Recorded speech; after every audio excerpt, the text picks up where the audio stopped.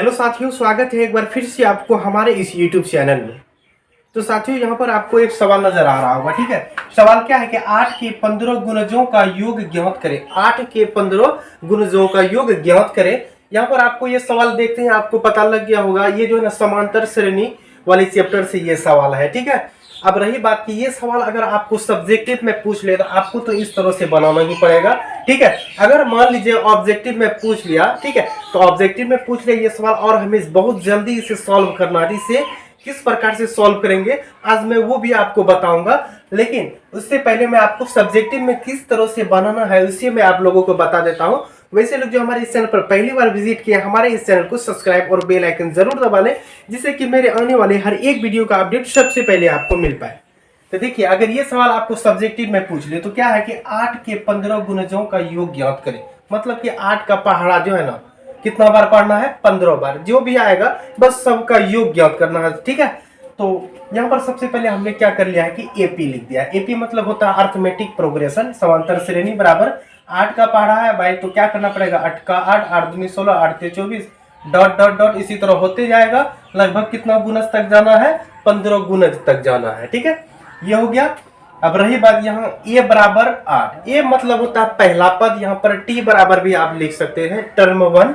ठीक है, तो ए बराबर पहला पद हो गया और इसके बाद हमें क्या करना पड़ता है? मतलब सार्वंतर डी निकालना पड़ता है। डी बराबर क्या होता है? दूसरा पद माइनस पहला पद, यानी कि a2 माइनस a1 होता है। ठीक है, तो a2 कितना है? 16 है और a1 कितना है? 8 है। ठीक है, तो 16 में से 8 घटाया गया तो डी बराबर निकल गया, कितना निकल गया? 8 निकल गया है।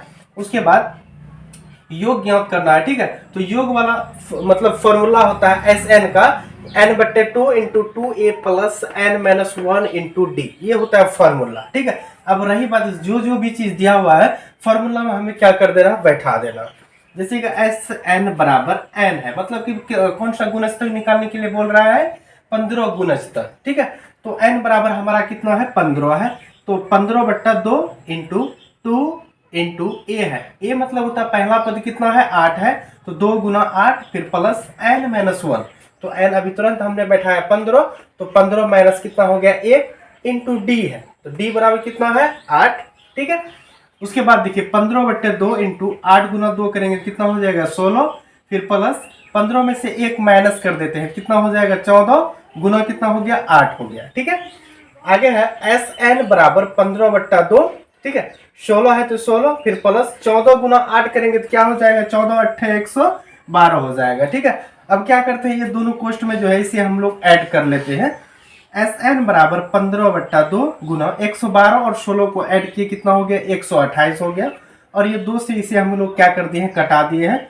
2 से मतलब 64 बार से ये क्या हो गया? कट गया। 2 6 12, 2 4 8। ठीक है, उसके बाद 15 गुना 64, तो 15 गुना 64 बराबर कितना हो गया? 960। ठीक है, अगर सब्जेक्टिव में पूछ ले तो आप लोग तो इस तरह से बना ही लेंगे। ठीक है, क्योंकि ये आप लोग पढ़ चुके हैं, बना चुके हैं। ठीक है, तो मतलब कि समांतर श्रेणी के अंतर्गत इस चैप्टर को आप लोग बिल्कुल कंप्लीट कर चुके हैं। ठीक है, अब रही बात इसको ऑब्जेक्टिव में पूछ ले तो इसे आप लोग किस तरह से सॉल्व कीजिएगा, तो इसके लिए आप लोगों को एक फॉर्मूला याद रखना पड़ेगा, यानी कि x के n तक के पहाड़ों का योग। ठीक है, ख्याल कीजिए बचपन में जो आप लोग पढ़े थे, पहाड़ों का योग ज्ञात करने के लिए जो सूत्र लगा रहे थे, जो फॉर्मूला लगा रहे थे, जस्ट उसी फॉर्मूला में इसे हम लोगों को क्या कर देना? बैठा देना।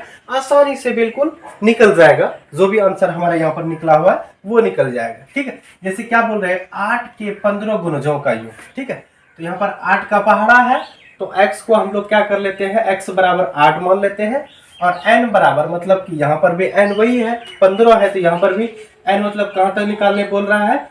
15 तक के गुणजों का योग निकालने के लिए बोल रहा है। तो x बराबर 8 हो गया और n बराबर कितना हो गया? 15 हो गया। ठीक है, अब ये फॉर्मूला है x इंटू n। ठीक है, इंटू n प्लस 1 बट्टा कितना है? 2 है। बस इसी में हम लोगों को क्या कर देना? बैठा देना। चलिए, x इंटू n है तो x का वैल्यू कितना है? 8, फिर गुना n है, n का वैल्यू कितना है? 15, फिर इंटू n प्लस 1। ठीक है, n का वैल्यू कितना है? 15, फिर प्लस 1, फिर बट्टा 2 है तो 2 डाल देते हैं। ठीक है, आगे 8 गुना 15 करते हैं। ठीक है, तो 15 अट्ठे कितना हो जाएगा? 120, फिर यहाँ पर कुछ नहीं तो क्या है? गुना 15 जोड़ 1 बराबर क्या हो गया? 16, बट्टा कितना हो गया 2, ठीक है। इसे हम लोग क्या कर देते हैं 8 से काट देते हैं, ठीक है। उसके बाद हम लोग गुना कर देते हैं 0, 8 दूनी 16 के चौहान से लाए 1, 8 को 8 1 9, 960 हो चुका है। यहाँ पर भी देखिए 960, ठीक है। तो यहाँ से तो आपको पता लग गया होगा कि अगर आपको सब्जेक्टिव में पूछे तो बिल्कुल भाई साहब आपको इस तरह से बनाना ही है। अगर आपको ऑब्जेक्टिव में पूछ ले फास्टली बनाना हो तो आपको इस फॉर्मूला का उपयोग करके बहुत जल्द आसानी से आप लोग क्या कर सकते हैं, बना सकते हैं, ठीक है। आई होप कि आपको यह वीडियो बहुत अच्छा समझ में आया होगा। तो अगर आपको हमारी यह वीडियो अच्छा लगा तो एक लाइक जरूर करें और अपने दोस्तों को भी शेयर करें ताकि उसे भी एग्जाम के लिए कुछ हेल्प मिल सके। चलिए मिलते हैं नेक्स्ट वीडियो में, तब तक के लिए हमें इजाजत दें। जय हिंद।